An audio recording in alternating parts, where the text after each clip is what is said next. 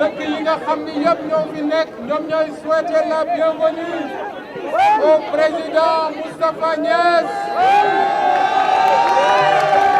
Voilà benn message la bëgg a wax mooy Waalo le Waalo boo ko jëlee ci takku gañ nga dem suñu mbokku pël yi ci kaw gi nga dem ci les 48 villages de la communauté Mour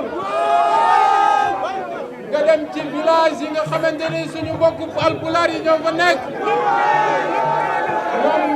ñoom ñëpp dañoo taxaw pour wax ni li ñu bëgg ci Waalo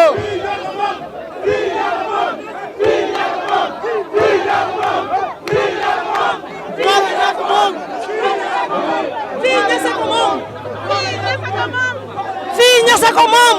Le président Moustapha Niasse mooy la Waalo a basculé.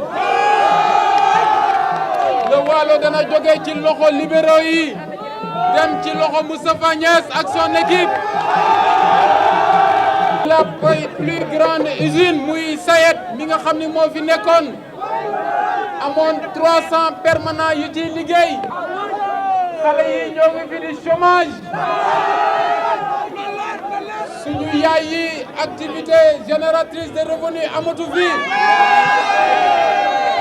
suñu suuf yi ñoo ngi koy nangu loolu la ñu bëgg mu dakk ci Waalo loolu la ñu bëgg mu jeex ci Sénégal Abdoulaye Wade na dem bay ñu suñu réew ñu defar ko.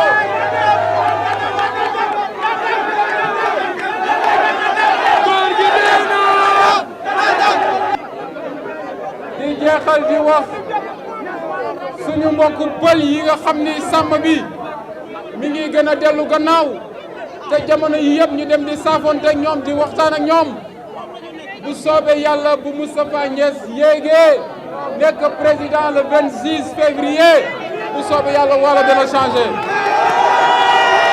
jërë ngeen jëf.